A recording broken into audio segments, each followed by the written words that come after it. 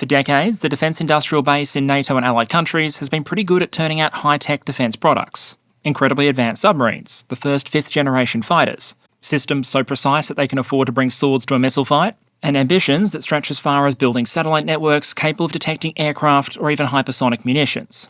Often, it can seem like in a lot of these countries, developing advanced and capable weapon systems isn't really the challenge. But where things can often fall down compared to some competitors is developing cheaper systems. There are, of course, exceptions. With JDAM, the US helped usher in the era of the affordable precision munition, and we've subsequently seen the concept of these bolt-on guidance kits copied by other countries, including Russia. But in some other cases, Western defence products sometimes seem to specialise in causing sticker shock and awe.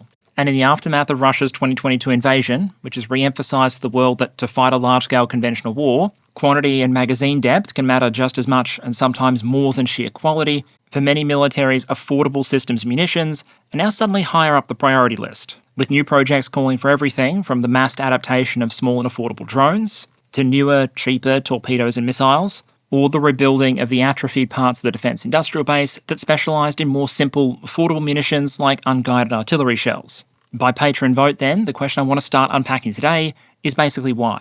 Why does it sometimes seem like NATO states, including the US, can struggle to build weapon systems that don't have price points so high that it counts as a form of friendly fire? Why might have it seemingly required a conventional war and a very obvious and public shell crisis in order to prompt change? And then finally, based on some of the programs we're seeing so far, are things actually changing?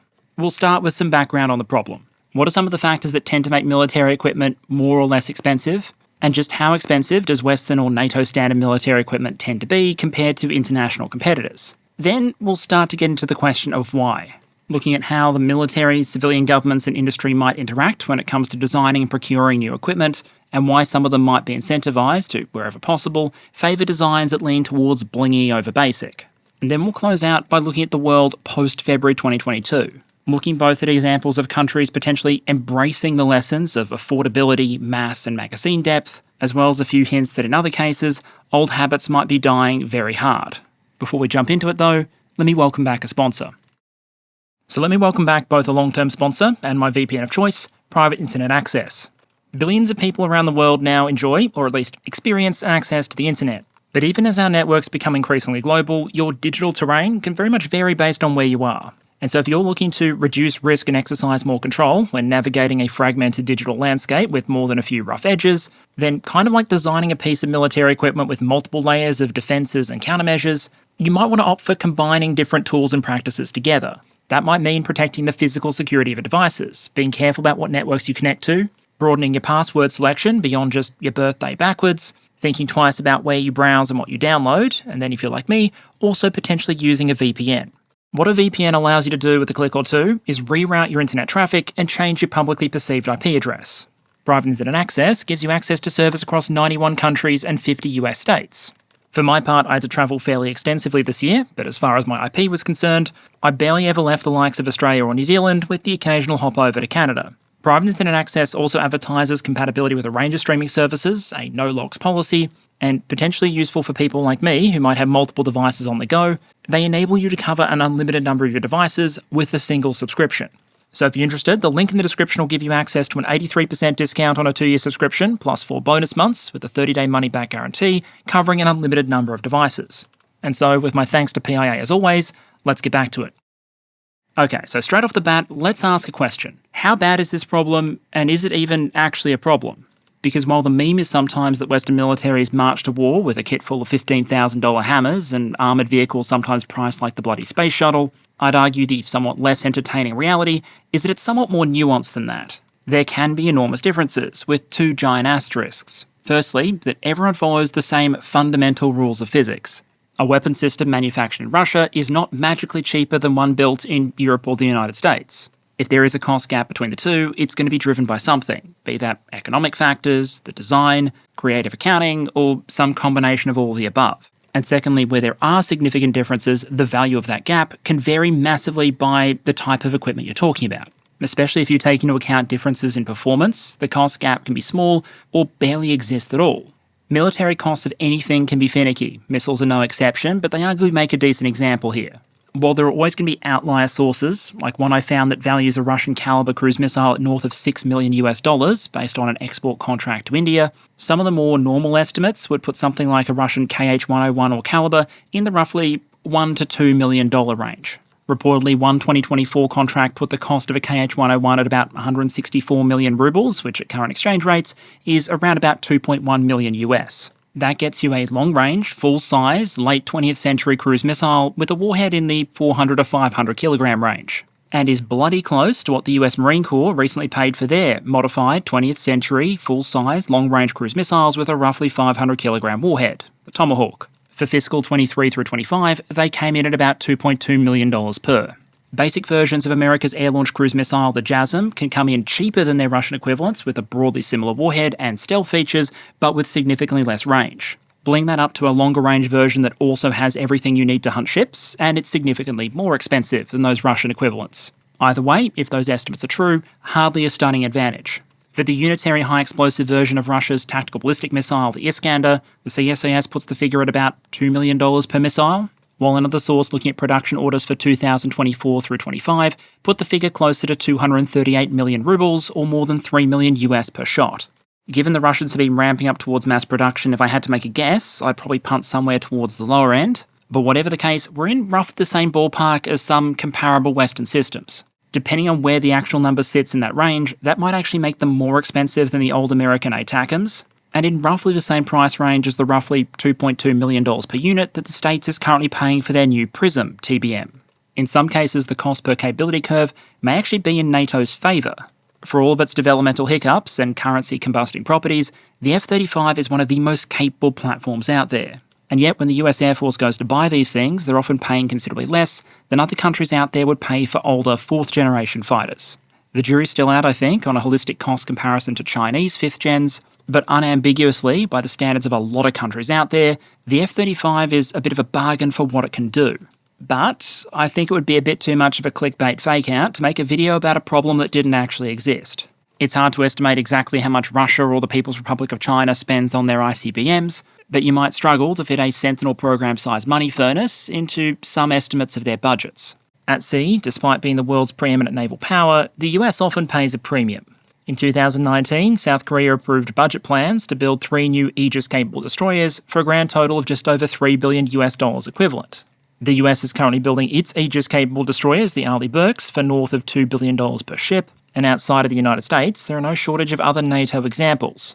Germany's frigate design and building process has sometimes been a bit of a process, and we obviously can't forget the time the Canadians spent more just designing the Harry de Wolf-class offshore patrol vessels than the Norwegians spent designing and building the ship it was based on. So yeah, when it comes to shipbuilding, there can certainly be some hefty premiums paid, but it's not consistent across the alliance structure. Some countries in the extended friendship group are capable of building relatively affordable warships. In other cases, though, the pricing disparity trend tends to be a bit more clear-cut. No one, at least just yet, builds cheap militarised drones quite like the Russians or Ukrainians do, or civilian drones like the Chinese do.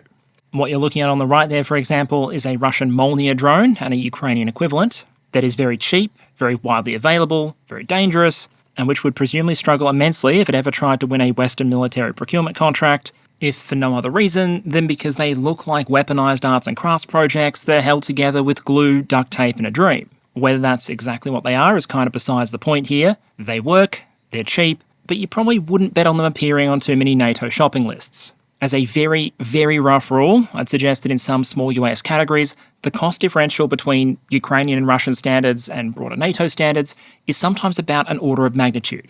A small drone that a major NATO military might buy for $6,000 may well have a $600 Ukrainian equivalent. Looking at a $60,000 or $70,000 loitering munition, you might be able to find something that looks very rough around the edges in Ukraine for $6,000 or $7,000.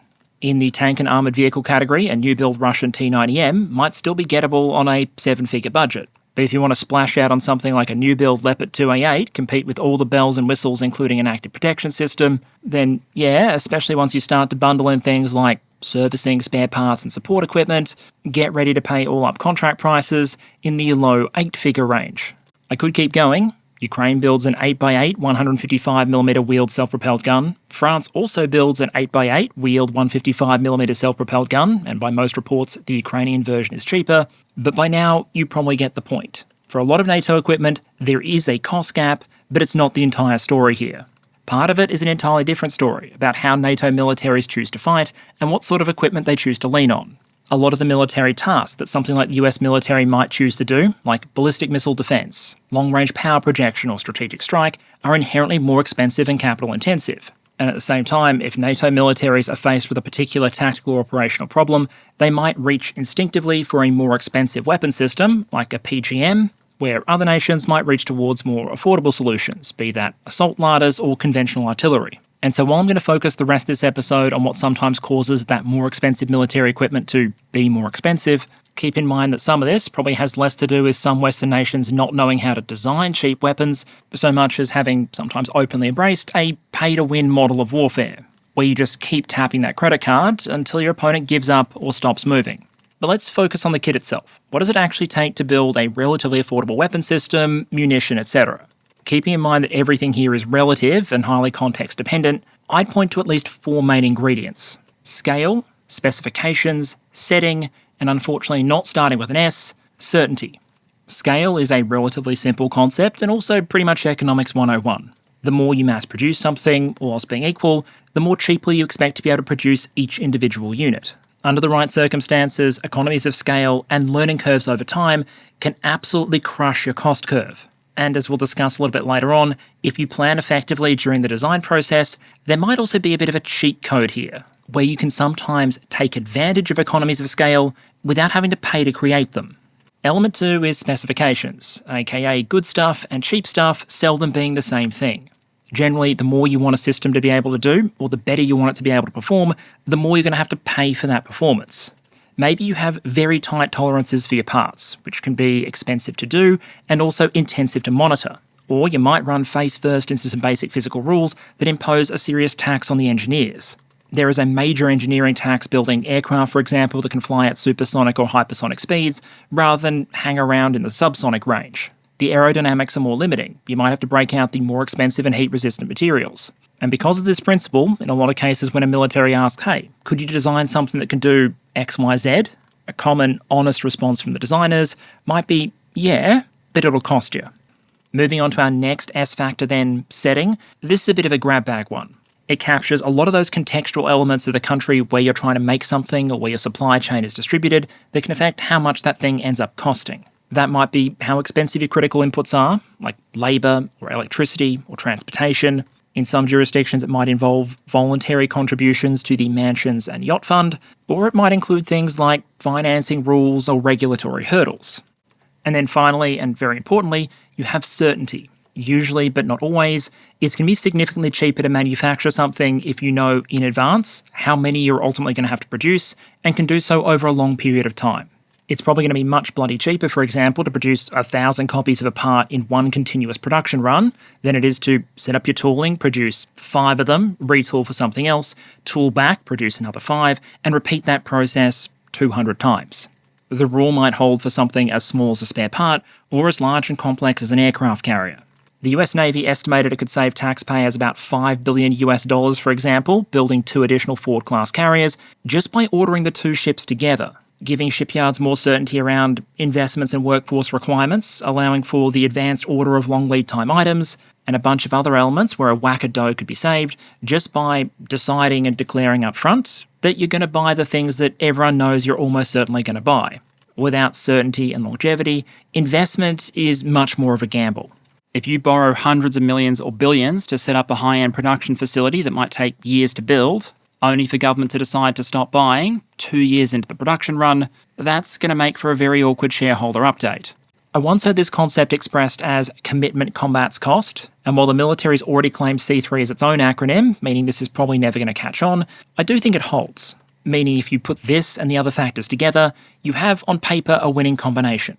To build a relatively cheap weapon system, the theory suggests, all you have to do is build something comparatively simple, and then commit to building a shit ton of it over an extended period of time in as low a cost a setting as possible. And if it was just that simple, cool, job done, video could wind up here. But in practice, even if the blueprint's there, to say it doesn't always happen that way would be a heck of an understatement. Which brings us to the next major part of the episode, If the fundamentals of making stuff affordable are well understood, why do so many militaries seemingly struggle to do it? Okay, so to understand how this can potentially go down then, let's talk about the various actors in our play, who, in an organisational sense, is actually involved in the purchase of military equipment, and why might keeping prices low not always be at the top of their priority list. We're going to simplify the ecosystem a bit here, take all of the organisations and actors involved and aggregate them into this: a triarchy of defence procurement: the military, industry, and the civilian government. To start with the military, in this case, ostensibly, they're what all of this is about. Unless the White House decides they want to swap out the Beast for a Striker or an AMPV, the military is going to be the end user. The military basically going, "Oi, this is what we need if you want us to do what you've told us you want to do," is pretty much the start to many a procurement story. Everyone figures out what they need, and a requirement follows. What will become more important as we start to talk through things in more detail, though, is that when we talk about the military here, it's not just one level. You have the troops themselves, the ones who'll be using this thing, the ones who'll be testing this thing, and the very specific things they're going to logically want out of a vehicle or a final piece of equipment. Some forces have come to the conclusion that you really want end users involved in the acquisition process wherever possible, in part because they're likely to catch things that other levels might miss. The hard data might say good mobility, firepower, and protection. The troops might say it's noisy as shit, hot as hell, and the ergonomics are unfavourably comparable to trying to take a long-haul international flight in the overhead luggage locker. Basically, troops tend to be pretty good at telling you if a piece of equipment is shit for reasons that aren't captured in the hard performance metrics. Other forces have sometimes decided to sideline troops from the process, in part because they can be very good at detecting things that make a vehicle shit that aren't captured in the hard performance characteristics. You know, like, to take a purely hypothetical example, a vehicle having noise and vibration issues so bad that it causes troops riding inside to reportedly emerge vomiting or shaking so violently they couldn't control their bodies. Hypothetically. That's an example of the kind of issues troops might discover that would force you to sideline or stop using a vehicle you might have spent billions on. And while that might be a good decision, it's never going to be a convenient one. Having to make a piece of equipment good can sometimes really gum up the procurement process. And sometimes that's just not going to work for some of the other actors involved.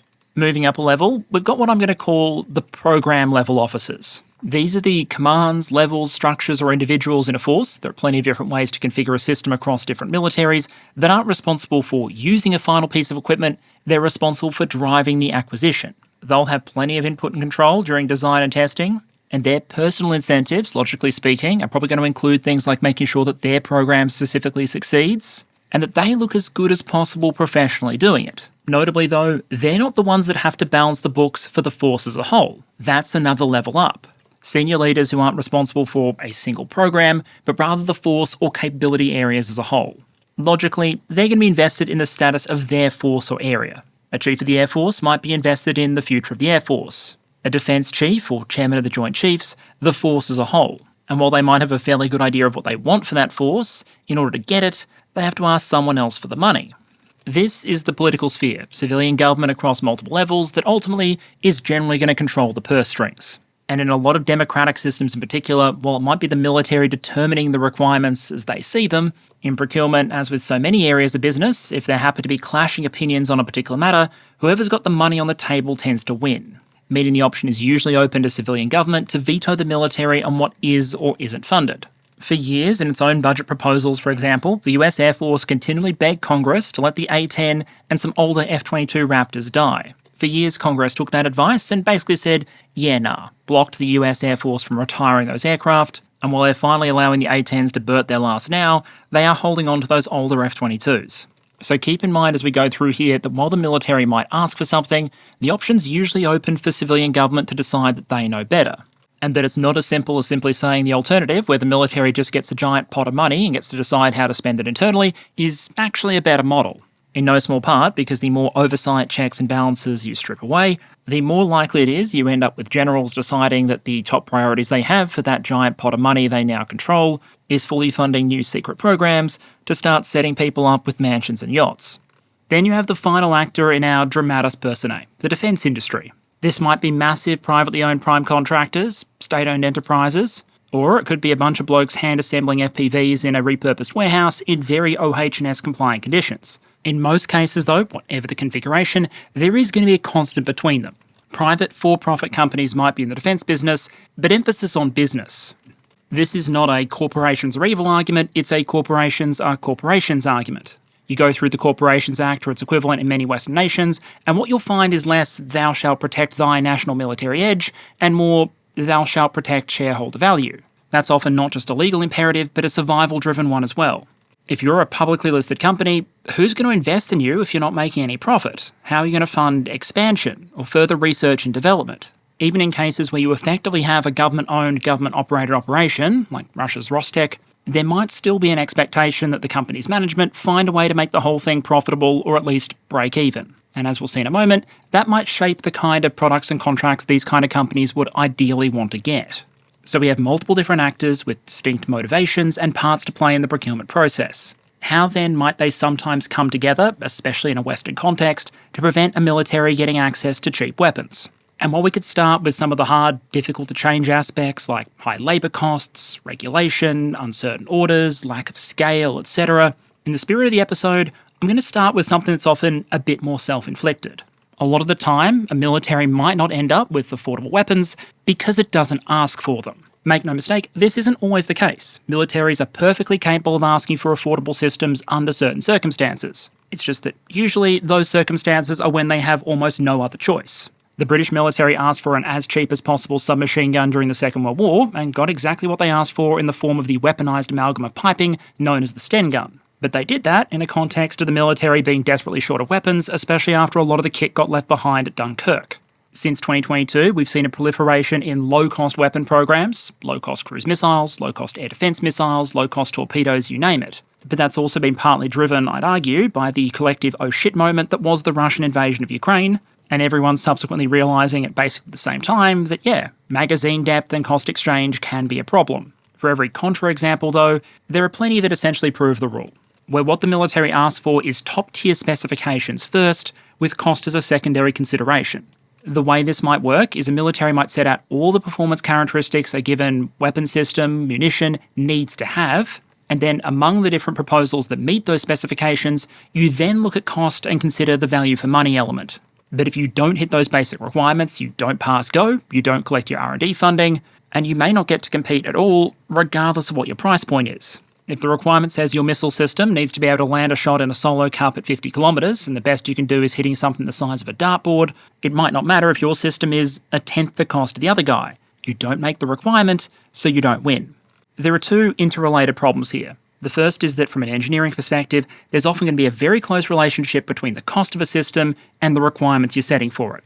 The more whiz-bang, super-powered, next-generation, high-speed, low-drag you want it to be, all else being equal, the more expensive it's going to be. But when requirement wish lists are being drawn up, that relationship isn't always captured.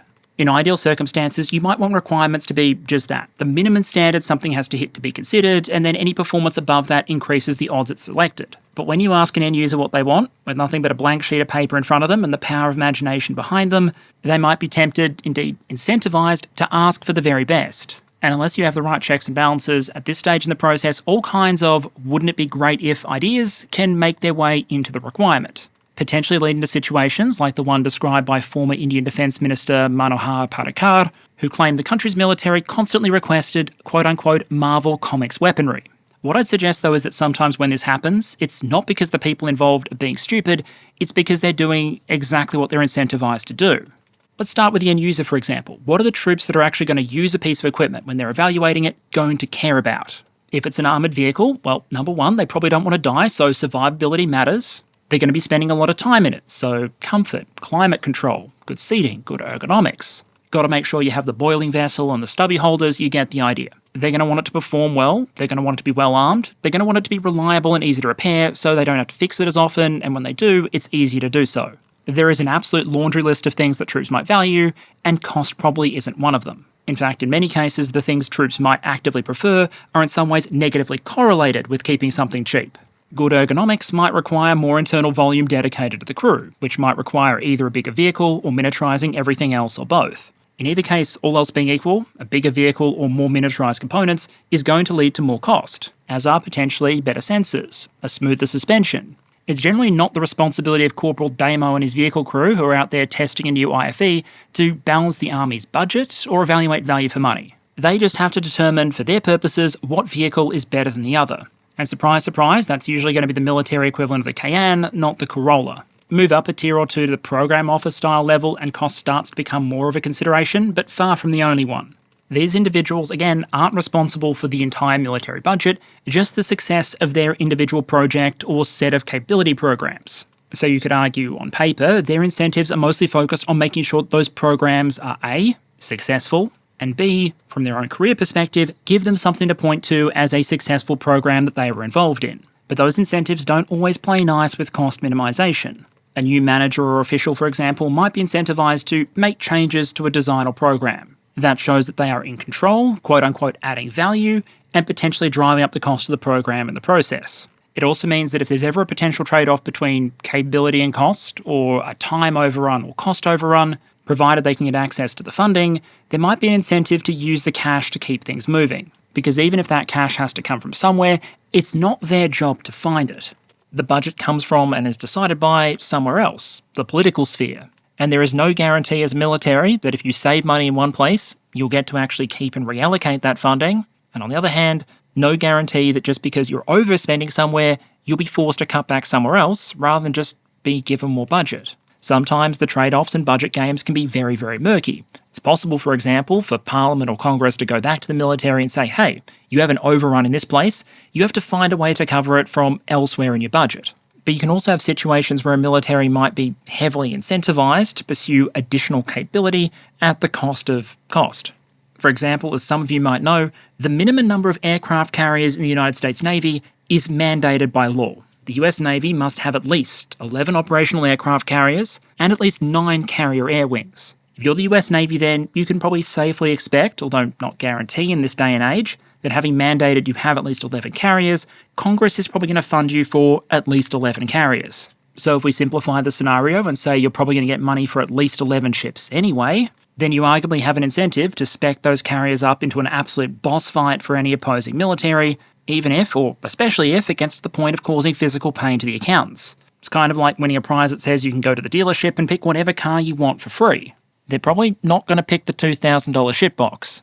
I was having a version of this discussion with a colleague once, and they half-jokingly suggested that given these incentives, it might only be a matter of time until the US Navy or some other Navy approach their government with a proposed requirement for a next-generation aircraft carrier capable of atmospheric or even spaceflight. But as much as that was intended as a joke, I think it's important to stress that there is a limit here. Frankly, as cool as it might seem, that thing on the right there is just a stupid concept. No Navy is ever going to sink funds into building what is obviously an Air or Space Force project. But more seriously, there are limits. Forces are generally aware that there is a limited amount of funding available, and all else being equal, given the choice, they'd probably prefer their stuff to be more affordable rather than less. My point is more that when it comes to the hard choices and what they choose to put at the top of their priority list, there are reasons you might expect top-line performance to win out over bottom-line cost, which is a tendency that might compound with the next element. If the military doesn't always ask for affordable weapons, sometimes government might not be in a hurry to fund them either. And you might be thinking, hey, Perun, government's the one that has to balance the budget. Surely they're the ones with the strongest incentives to keep costs down. And on one hand, absolutely, trade-offs are a part of government, and leaders might benefit from having more resources saved in one place that they can then expend somewhere else. But there are also imperatives that can push political decision-makers in the other direction. Never underestimate, for example, the power of a phrase like this one: our troops deserve the best. Something to the effect of our men and women in uniform have chosen to put their lives on the line to protect all of us and our national interest, and the least we can do is make sure that they're equipped with state-of-the-art kit that helps keep them safe and do their jobs. In most cases, I dare to say that saying that you want troops to have good equipment is not a controversial policy position. On the flip side, no one wants to write an email that later comes out through a Freedom of Information process saying that we understand that by reducing survivability standards slightly on the next generation tank or helicopter or armoured vehicle, over the balance of the force we'll be able to achieve a 9% cost saving, and on balance we think that that's worth the risk. The problem with just saying that your troops deserve the best stuff possible, however, is that even if you think the statement is morally true, practically it's usually a bit dishonest. Because even the militaries that are funded to provide at least some cutting-edge equipment usually aren't funded to the extent that they can provide cutting-edge everything, which means often trying to pursue an S-tier solution somewhere means de facto asking someone or something else to make do with C-. Because while you're funneling all your resources into trying to build an absolute gold-plated solution for one part of the force, you might be leaving another section under-equipped, under-trained, ill-prepared, or using kit left over from the 1970s. In some cases, you might actually take far fewer casualties in a combat scenario if you took the limited resources you had available and purchased enough good enough stuff for the entire force and for some reserve, rather than fielding a smaller fleet of blingier systems with which you can equip part of it. Politically and from a communications perspective, that can sometimes be a bit of a hard sell. There's also the tendency for certain higher-end, more expensive platforms to command what, for lack of a better term, I'm going to call the cool factor. If you're looking for a photo opportunity or a headline that the public who aren't particularly vested in military affairs might resonate with, even if they're not following overly closely, then as a political leader, there are certain types of equipment you might be drawn towards. As you can see on the right there, the photo op in a fighter clearly has international appeal. The public very much understands what a tank is. They can recognise artillery or a warship. And so it might be easier to drum up public support for investing in these kind of things or the capacity to produce them domestically. By contrast, there might not be a huge number of votes in telling people that, guess what, you're going to be living next to a potentially explosive, environmentally damaging explosives plant. In some cases, that kind of boring investment might be more important from a defence perspective. But I'd be willing to bet that in a lot of democracies in particular, it'll be easy to rally people behind high-paying jobs manufacturing domestic fighter jets than it would be to offer people the dream of working in the energetic sector. And lo and behold, when Russia launched its 2022 invasion, people were pretty quickly reminded that across NATO, there were multiple nations that could each individually do the hard stuff, like manufacturing aircraft carriers or fighters, but that the US had no domestic TNT production capability, and 100% of Europe's capacity was represented by a single facility in Poland.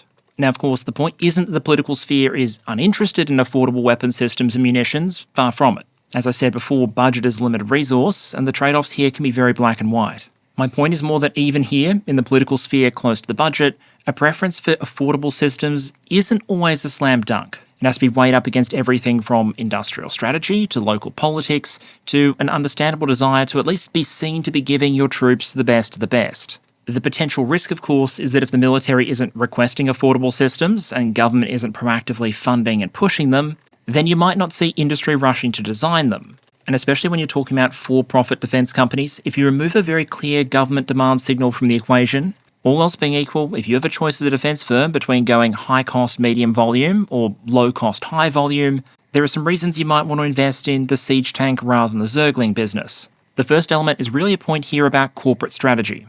One way to think about this is to go back to Management 101 at a first-year university course, and what Porter would describe as generic competitive strategies. In his model, just about every firm is going to have to make at least two decisions with a product on how it's going to choose to try and compete. Firstly, are you going to try and compete on cost or on quality and differentiation? AKA, are you going to do what everyone else is doing but cheaper, or are you going to come up with something that's better enough that people are going to pay a premium for it? The second element is how focused you want to be. Are you going to hone in on a small market segment, a couple of buyers, and build something specialised to their requirements? Or are you going to try and go with a broad market appeal, knowing that you might not get as high a percentage uptake, but you're targeting more buyers in the process? For some defence products, like rifle ammunition, the market can be fairly generic. But for a lot of products, think stealth fighters, aircraft carriers, or nuclear weapons, the number of buyers is going to be relatively small, so the focused decision might be made for you.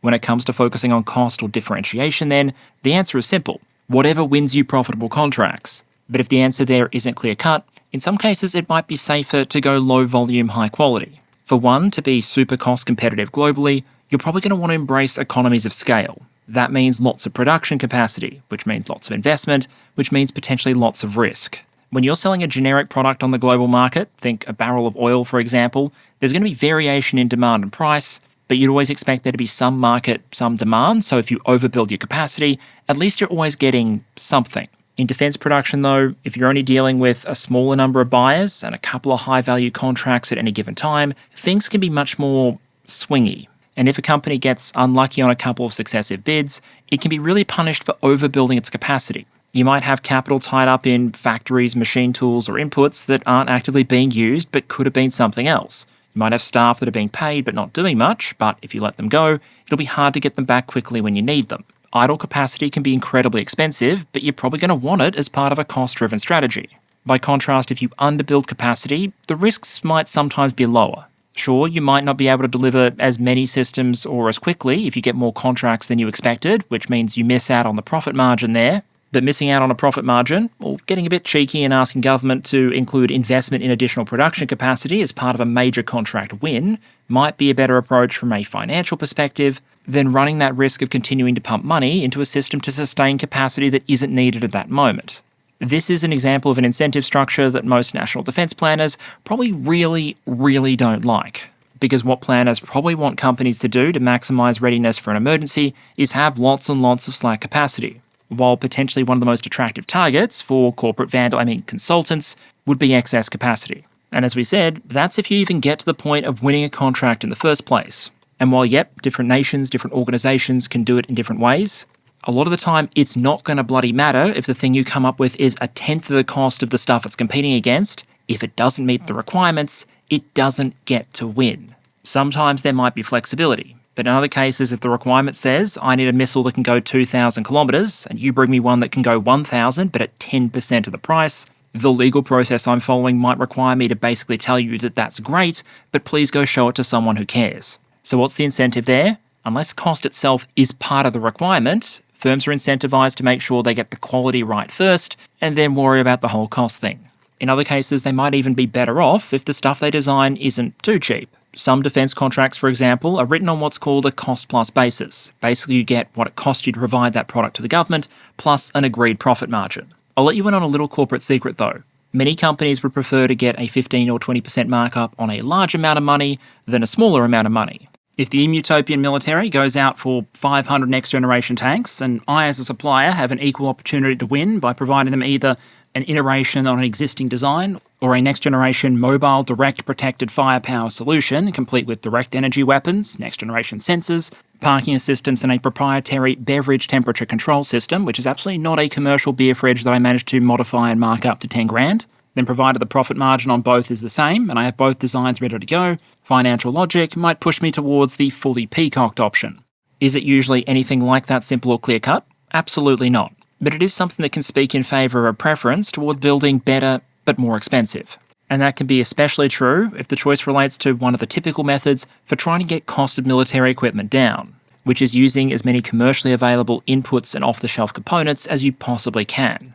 When I spoke earlier about there being a hack that might enable you to cheat the scale component to build affordable stuff, this was it, an idea that often gets brought up, with the basic premise being that just because a component or a material or even a facility or a process was designed with the civilian market in mind, that doesn't mean you can't use it to support your defence sector. One of the flagrantly open secrets of how Russia and Ukraine have been able to ramp up some areas of defence production so rapidly is through this. The massive build-up in drone numbers, for example, is massively supported both by the purchase of pre-built commercial off-the-shelf systems, think Mavic quad rotors that may or may not later be modified by their new users, or the Ukrainians getting access to off-the-shelf components, motors, batteries, sensors, and then assembling and potentially modifying those civilian components to produce a military system. That might mean something as small as using an imported thermal camera on a drone, or in the case of the Flamingo ground-launched cruise missile, taking an entire commercially available existing aircraft engine and using that to yeet your monster of a payload in the general direction of Russia. The reason this might be said to enable you to cheat the economies of scale point is because it enables you to access someone else's economies of scale without having to build them up yourself. General rule, thankfully, civilian markets tend to be much bigger than military ones. So if something is demanded by the civilian sector, it's probably already being produced in large numbers, at scale, probably in a relatively efficient way, and because there's a massive sponge of civilian demand there, the producers can invest without having to worry about the effects of losing one or two military contracts. The risk is mitigated so you can afford to invest, bring your costs down, and then the military can potentially divert a portion of that now hopefully cheaper production to meet its own purposes. It also potentially allows you as a military to de facto outsource or free ride on other people's research and development efforts. And with big markets to chase, the civilian sector can see some hefty research and development. A classic, easy-to-remember example here might be practical handheld control systems. As a government, you could invest millions or billions of dollars in doing a long-term study on the ergonomics of what makes a good controller, what people find intuitive and easy to use, and then once that's done, pay a company thousands of dollars per unit to churn those out for you. Or you could just go buy a bloody Xbox controller, because Microsoft's already done the work for you. They have millions and millions of test subjects, years of data to work from, and they've helpfully pre-trained a significant portion of your recruiting base on how to use the things. One thing that's always struck me about some of the marketing you see for certain civilian products is when a company will advertise something as being military grade. That can mean a lot of things, but it doesn't always mean that that's the best product for the job, or even that it's particularly good. Especially for their cost, civilian products can often be fantastic. There might be more compute in a couple $100 worth of modern NVIDIA chips than in some entire legacy military systems. And yes, if you want to control a layout that a lot of troops will intuitively know how to use, if you don't need, for example, extreme ruggedization, Microsoft and Sony have fairly strong starting points. But again, purely hypothetically, if you look at this situation from a corporate standpoint, well, yep, using generic commercially available products might allow you to bring your overall costs down. Going down the route of generically available inputs, let's call it the path of USB-C, might potentially have some commercial drawbacks compared to following the Lightning path and going heavily proprietary.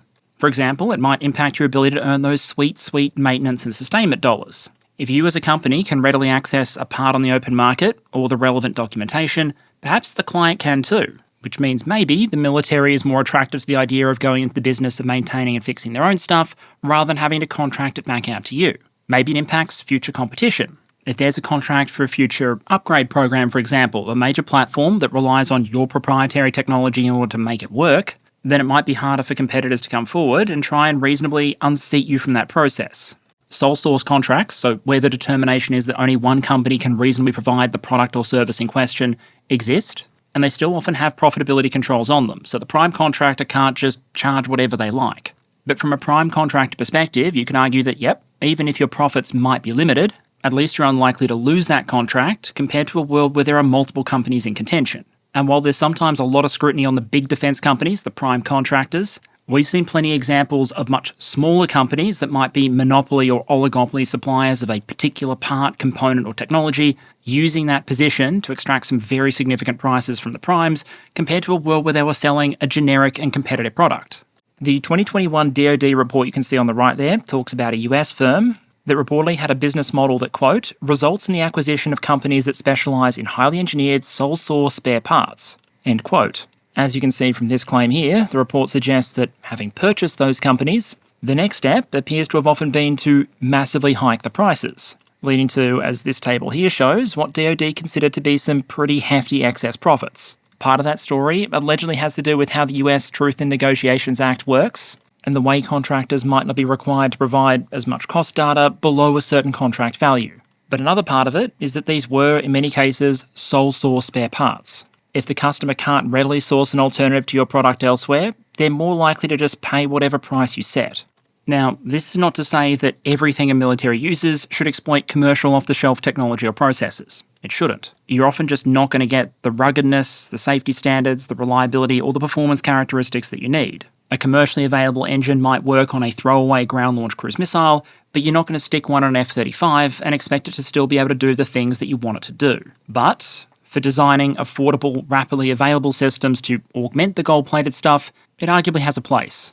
Dual-use technology is critical at the best of times. Just think of GPS as an example. But we've also seen militaries show much more direct interest in encouraging manufacturers to incorporate more commercial components where it makes sense to do so. A classic example here would be the US Navy's proposed Rapidly Procurable Torpedo, or Raptor.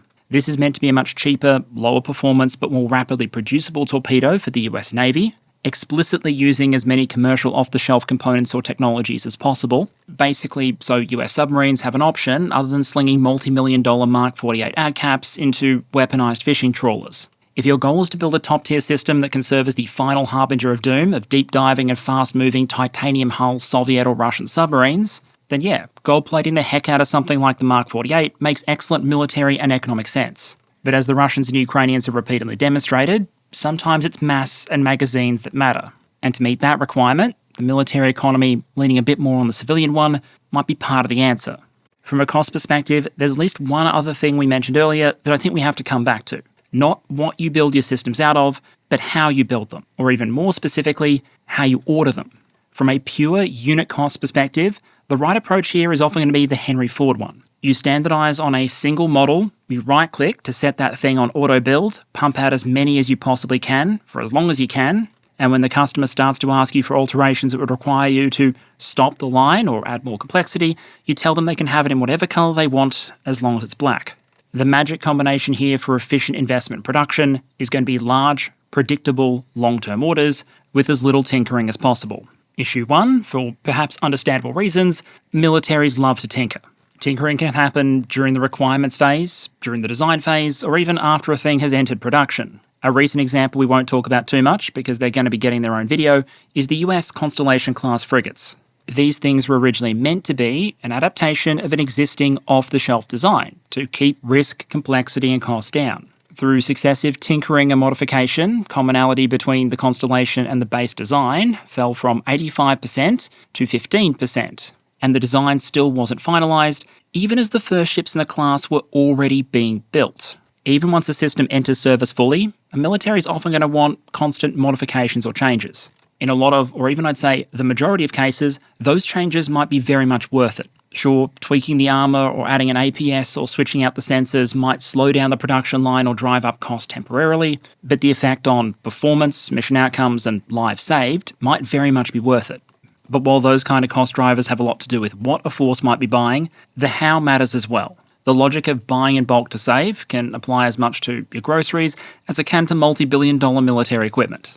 And there are at least two major ways to potentially harness that to pay less that sometimes, I'd argue, go underutilised by nations. The first is the collective buy, where multiple nations that need roughly the same kind of stuff get together and place a single collective order rather than a bunch of different individual ones, and as a result have more bargaining power and can go to a manufacturer with a bigger order. We've started to see a bit more of this since February 2022, with one good example seeing the multinational orders we've seen for Leopard 2A8 main battle tanks. Some European militaries are relatively light on when it comes to heavy armour, and so might have difficulty with bargaining power or efficiency if they would approach a manufacturer individually. And so while collective buyers can't make the Leopard 2A8 not an extremely expensive armoured vehicle, they can at least potentially take a bit of an edge off. As for why nations might sometimes not be super keen to go this route despite the potential savings on offer, you could point to elements like timing, flexibility and sovereignty. For this to work, countries need to agree to buy basically the same equipment, not tinker with it to the point that you lose the efficiencies of a bulk order, and you need everyone to agree on the timing of when the contract's signed, of when the deliveries are going to happen, and who gets priority over which part of the delivery. Now, some might suggest that if you can work those details out in order to potentially save a lot of money to buy basically the same stuff, then that's probably worth sticking the right people in a conference room until they can sign on the dotted line. But in a lot of cases, it's easier said than done, and opportunities get missed. Another option that doesn't necessarily involve having to play nice with others are those kind of block or bulk buys I mentioned earlier. You don't order one ship or 2 years worth of shells, you order 2 or 3 ships at the same time, or 10 years of shells. That hopefully then brings down both costs and risks for your prime contractor, potentially leaving some more margin in the agreement that you can split between a lower per unit cost to the buyer and higher profits for the seller. Remember, governments aren't generally going to be averse to the idea of their arms companies in particular making significant profits. They just don't want the taxpayer to have to pay for them. And so if you can increase profitability without pushing up purchase price, just by planning ahead, that's arguably a bit of a win-win. Particularly after February 2022, it didn't take long for some of the ammunition manufacturers in particular to call for long-term government contracts. They generally said they wanted certainty that orders wouldn't dry up a year or 2 years later, just in case the war in Ukraine came to an early end, and to underpin potential decisions to invest in more productive capacity. From ammunition to shipbuilding, we've seen some of that happen, but a lot of contract activity continues to be relatively short timeline for relatively low quantities. Navies or air forces that are purchased one ship, a handful of aircraft, or a year or 2 at a time. That said, I'm going to admit a bit of professional bias here. My concern is often going to be finding ways for militaries to get access to as much useful capability as possible for the lowest cost possible. And from that perspective, collective or block buying is often going to look very, very attractive. On the other side, I'll freely admit that there are plenty of reasons that the other stakeholders we talked about, the military, the political sphere, might have reasons to be a bit more cautious about these kind of approaches, in part because they do reduce flexibility. If you're buying one unit or 1 year at a time, you have the right to renegotiate or change your mind entirely next year. You don't have to make sure your forward plan is ironclad and perfect because you can just adapt what you're purchasing to suit evolving circumstances, budgetary or strategic. Government processes or governments themselves might be nervous about signing contracts that bind them and their successors potentially for a decade or more. If you're in opposition, you might be nervous about the ability of the government of the day today to sign you up for a military contract that could last for 1 or 2 decades. Meanwhile, from a military perspective, the less of your future budget that you commit today, the more flexibility you might have to respond to changing priorities or circumstances in the future. I think it's important to understand that, but also at the same time, that it's often not the contracting method that's robbing you of that flexibility in the first place. Often your strategic context and your decided strategy has already taken that flexibility away, and these kind of long-term contracts are just how you admit it.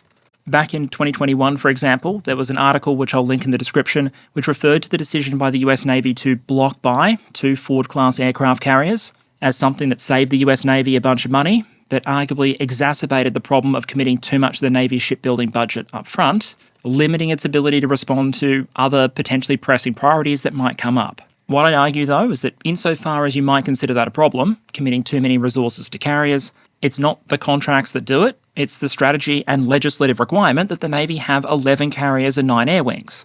As long as you have that, and ships have a target retirement date, you're going to need to build new carriers or refurbish existing ones. And so unless you're genuinely concerned that requirement is likely to change in the next half decade or so, all that contracting process really decides is how much you're going to pay for something you've already committed to. My basic point here is that when it comes to military equipment and munitions, there is a lot of stuff that is unpredictable, emergent, that you need to be able to adapt to quickly. But there's also, I'd argue, a bunch of stuff that's fairly predictable. And it's been argued that especially when it comes to lower cost established products, stuff that you already use, that you already know works, in military procurement, as in business, flexibility and agility can sometimes become cover words for just refusing to make a decision. Not doing what you need to do in order to make as accurate a projection as possible, and then making a cost-efficient bet on that basis. It can be done. Since roughly 1980, with a few exceptions like after the 1995 earthquake, Japan has maintained a constant cadence of submarine deliveries. 1 submarine from Mitsubishi Heavy Industries every 2 years, and 1 from Kawasaki Heavy Industry every 2 years, for a constant delivery tempo of 1 boat per annum. It's helped keep costs down, timelines reliable, and since Japan hasn't miraculously suddenly stopped being an island nation that probably needs conventional submarines during that time, they've arguably turned out to be a pretty good buy. They've carried on with that building schedule during the Soviet naval build-up of the 1980s, the peace dividend of the 1990s, or the recent rise of the PRC as a major naval power, potentially controlling the size of their fleet not with the build rate, but rather the speed at which submarines are retired, pushed to training duty, or the reserves. And so what I expect we might see a bit more of in the second half of the 2020s is militaries sometimes moving away from trying to control cost by playing with quantities, cancelling or reducing orders whenever the budget gets particularly tight, to instead trying to use quantity, to use time, to use economies of scale, to bring down the cost of equipment without necessarily cutting performance characteristics. If my barker can figure out she can save a couple of bucks on olive oil by buying enough of those multi-litre tins to last until the apocalypse, then maybe we'll see more of forces out there attempting to deter said apocalypse apply a similar principle. Which brings us to a final question. Have Western countries actually gotten better at designing and building cheap weapon systems since February 2022? And to what extent does it matter? To the first question, one answer would be yes, but what we have seen is a surge in forces actually going out there and asking for the cheaper, the more cost-effective options. That includes adopting things like small UAS and loitering munitions to augment existing capabilities like larger drones or anti-tank guided missiles.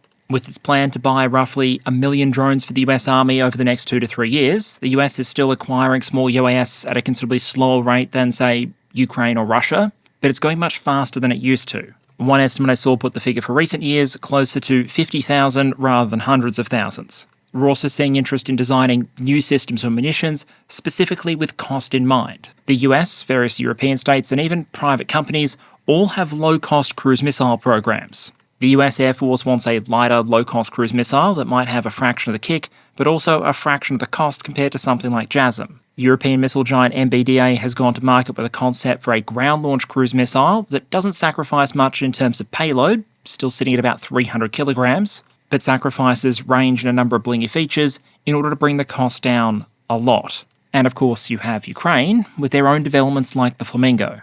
I'd argue we're seeing this broad pattern repeat across multiple munitions categories, at least to some degree, where organisations that might previously only have focused on the most exquisite systems available are now showing more interest in a kind of high-low mix. where you have your top-end missiles or your top-end torpedoes, but you also have a lower-cost option mixed in as well to give you more magazine depth and deal with less challenging targets. And it's those lower-spec, hopefully easier-to-produce systems where I think we might see more potential for the use of commercial off-the-shelf technology or processes. And here's the thing. While in a vacuum, companies might be incentivized to offer higher-spec, higher-cost systems, ultimately, if they're in the business of making a profit, the most important element is winning contracts. And if the contracts out there are for affordable systems, whether that be a cheap cruise missile, a $500,000 surface-to-air missile, or an affordable torpedo like the Raptor, then they have a pretty clear profit motive to try and get the customer what they want. In terms of those, what might look like good news stories though, I'd add at least a couple of caveats. The first point is that a lot of this stuff is still in the conceptual or the talking phase. We have plenty of militaries talking about plans to ramp up stocks of affordable munitions, but very few that have actually succeeded in doing it yet. Another asterisk is that when it comes to trying to simplify systems and bring down costs, there are always going to be limits, and that's okay. Sometimes you can't get away from the fact that to get the spec that you want, you need to use expensive or strategic materials, complicated or resource-intensive manufacturing processes, complex supply chains, a lot of skilled labour. And so as long as troops require at least a given level of performance, there are going to be corners that you can't and shouldn't cut. And indeed, focusing too much on that might actually be a distraction from the real effort here. Sometimes, the expensive high-spec option might be hilarious inefficient overkill. In other cases, it might be the most economically efficient solution to a problem, whether that's deterrence or achieving a given battlefield effect. If you're trying to deliver a lot of explosive against targets deep in enemy territory, sure, you might try and saturate and exhaust the defences over time with swarms and swarms of Shahed-style drones, or try and break down their air defence systems with strike packages comprised of various fourth-generation aircraft. You might need aircraft on electronic warfare duty, suppressing or destroying enemy air defences, escorting the actual attacking aircraft against potential enemy fighters, and those carrying the offensive munitions themselves. Or you might be able to slip a couple of stealth bombers in, or fire a couple of expensive stealthy cruise missiles, and call it a day. The point here is to recognise that you can overplay a gold system to an inefficient degree, but sometimes performance is efficient. And in those cases, the best focus might not be trying to design cheaper weapons per se, as trying to find the cheapest way possible to get access to the expensive ones in sufficient quantity. I'd also suggest that trying to focus on the cost and quantity of these more advanced systems would be a case of these countries essentially playing to their strengths. As a general rule, if you compare the NATO states to, for example, Russia, they've generally got more capability to develop cutting-edge systems and significantly more economic resources behind them. One of the only ways Russia can at least try to keep that balance somewhat more slanted in their favour is getting more bang for their buck. And so you can argue there's a very real strategic imperative for just about all countries that are interested in the military balance globally to try and make sure they're doing things as cost efficiently as possible. Which leads to a final observation. A lot of what we've talked about today isn't deterministic, it's not inevitable. If you go back to those drivers of cost we discussed at the start, scale, specifications, setting and certainty, some of those elements might be mostly immutable. You're never going to get US wages down below Russian ones or convince the Germans to get rid of all of their environmental regulations for military production. But across the board, a lot of it is open to governments and militaries to control. The point I'm trying to make is that there are incentives that explain why things have often been done the way they're done. But what the war in Ukraine has arguably provided many countries out there is a wake-up call, a warning, a reminder that is reteaching some hard lessons. The Ukrainians and Russians have had to try and figure out low-cost, mass-producible solutions under extremely difficult circumstances. What remains to be seen is whether other countries that are under less immediate pressure will follow through on taking and adopting some of those lessons. It's not that it's impossible for the defence industrial base in places like Europe or the United States to manufacture mass-produced, affordable weapon systems. They've proven before that they can do it. The United States came up with the JDAM. Sweden designed a fighter in the form of the Griffin that could be readily maintained and serviced on a bloody freeway by a small team operating out of a couple of trucks.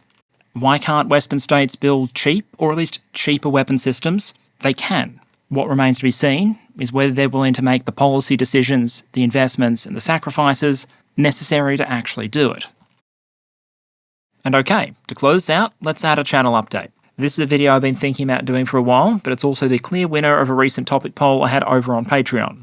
My idea here was to cover some relatively basic concepts and some of the incentive structures that can get involved in military procurement and have that serve as a kind of foundation. So when we cover specific programs or groups of programs in the future, we don't have to explain these concepts again. We've already done them. We can reintroduce them and focus on the specific material. To that end, I'm not sure I've ever received more messages in a shorter period of time about any military project than I have about the recent US decision on the Constellation class. Now, I didn't think our last video on US shipbuilding would be getting a sequel so soon, and I normally don't like to stack two procurement-centric videos together back to back. But given the scale of the program, the level of interest, and the things we might learn from that particular program, expect to potentially see a video in the next week or two. Beyond that, I think we've gotten to the point of restabilising the schedule after I was unwell. Thank you again for your patience during that process. My goal now is to keep these regular as we push out towards the end of the year, and also reactivate Perun Gaming. I haven't had much time for that one over the last couple of weeks, but I'm hoping things are about to change there. There are a few other potential updates I could give, but I'll just hold those over until next week, and instead offer one last set of thanks to those of you over on Patreon who support the channel and voted for this topic, as well as all of you who continue to engage with and support the channel. I genuinely appreciate it, and I hope to see you all again next week.